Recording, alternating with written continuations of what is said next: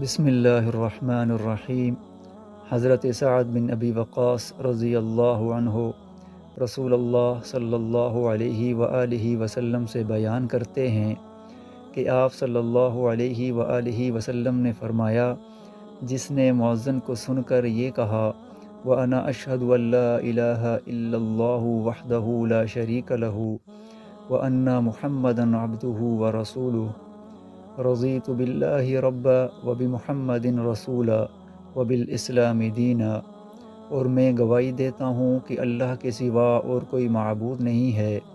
وہ اکیلا ہے، اس کا کوئی شریک نہیں، اور محمد صلی اللہ علیہ وآلہ وسلم اس کے بندے اور رسول ہیں۔